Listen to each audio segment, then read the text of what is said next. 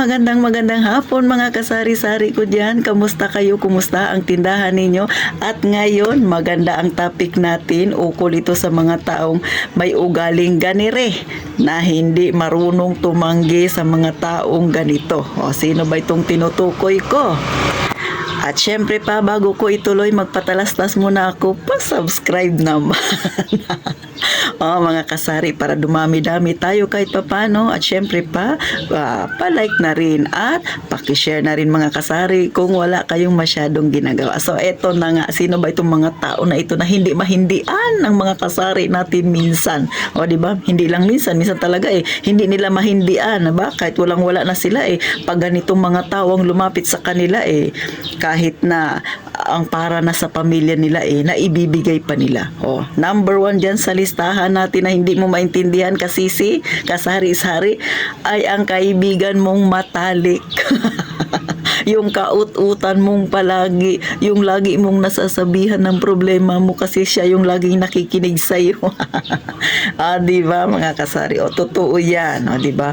Kasi atitin, mahaba na yung pinagsamahan namin. Kasi atitin, kaya hindi ko siya maintindihan kasi pag may problema ako, siya yung laging nakikinig sa akin. Siya yung nandyan sa akin. Matalik ko siyang kaibigan.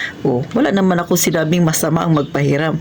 Pero, kung yung mga bagay na yan para na sa pamilya mo, huwag mong ilubos-lubos na ibigay sa kanya. Baka sa pamilya mo naman ikaw magkaroon ng problema. Gets mo? Ulit, hindi masama ang tumulong. Tumulong ka ng ayon sa kakayahan mo.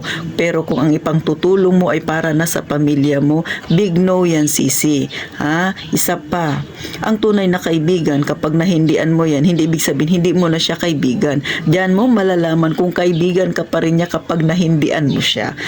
Syempre, kung sabihin na natin, minsan tumulong ka na sa kanya, lagi kang tumutulong. Tapos, nung bumalik siya ulit, talaga humingi ulit ng tulong, hindi ka nakatulong sa kanya, paunawa mo ngayon lang ako mabibigo sa iyo sis na hindi talaga ako makakatulong kasi gipit din ako. Kung naintindihan kanya, kaibigang tunay yan. Pero kung hindi kanya naintindihan, ang tingin niya sa iyo bangko, ikaw ay ATM machine. Yung ATM machine nga marunong maghindi, di ba? Pag sinalpak mo yung ATM mo, sasabihin niya sa iyo, okay, hindi siya makakapag-dispense ng ganito kasi wala ng pera, di ba?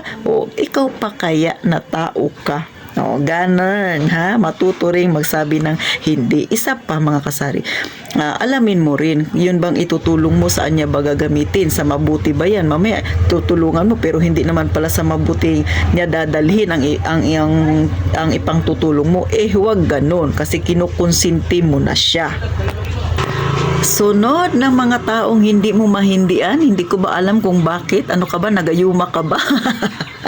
Yung tinuturing nating kamag-anak. Di ba mga kasari?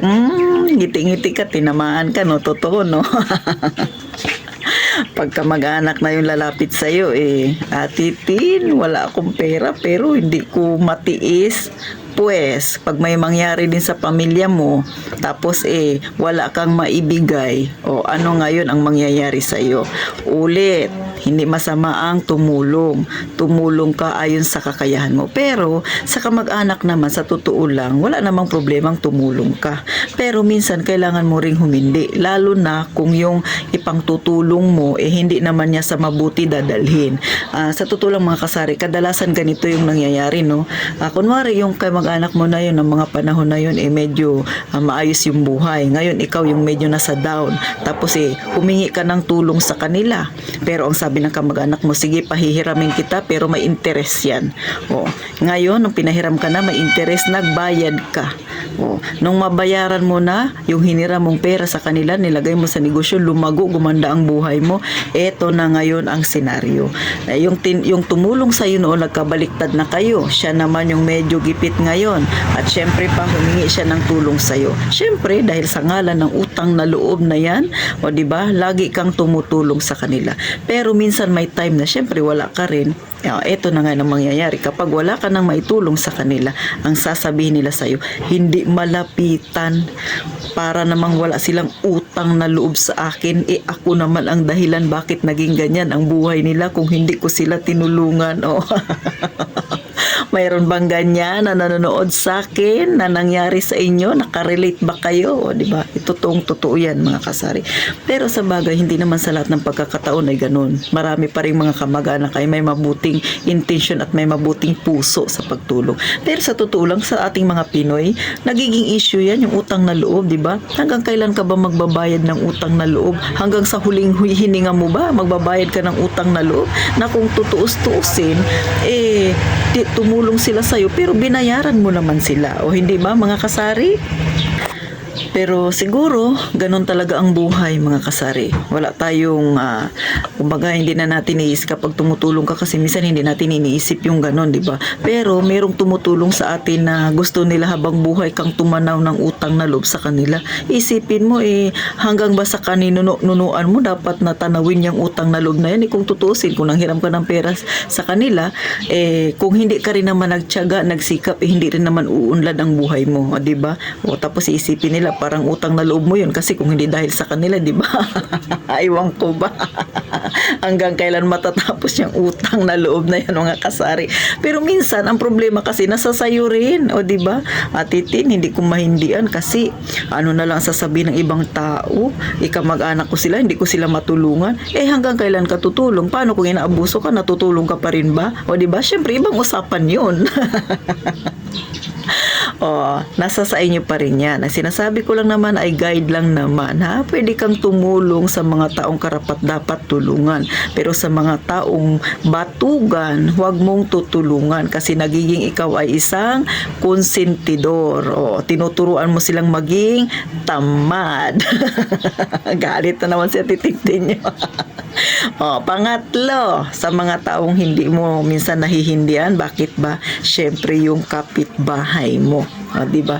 Yung nasa harapan ninyo, nasa kaliwa mo, nasa kanan mo, lalo na kung lagi mo siyang kaut-utang dila. O kaya ikachismisan. Di ba, mga kasari? Pero sa totoo lang, hindi naman lahat ng kapitbahay ay ganyan. Kasi nga, dito sa amin, ay hindi naman ganyan yung mga kapitbahay ko. Hindi kami namang problema sa mga ganyang klaseng tao. Kami ay may kanya-kanyang, kumbaga buhay. Mind your own business. English na naman si Ate Tintin. Nagpataka na naman ako. Ganon ha, mga kasari.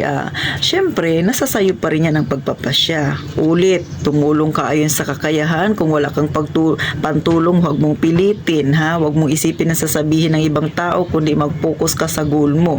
Hindi ibig sabihin na hindi ka nakatulong ay talaga namang masamang tao ka na. Minsan kasi depende rin yan sa tinutulungan. Kung karapat dapat yung taong dapat tulungan, why not? Pero kung hindi naman, di huwag. Kung may pantulong ka, sumigi ka. Kung wala kang pangtulong, tumigil ka.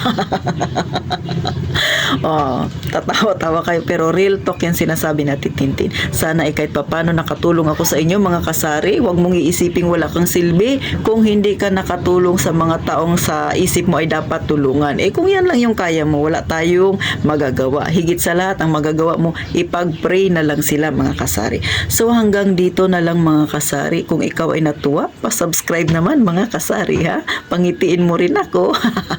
So ito ang inyong Ate Tintin. Mag-iingat kayong palagi, mga kasari.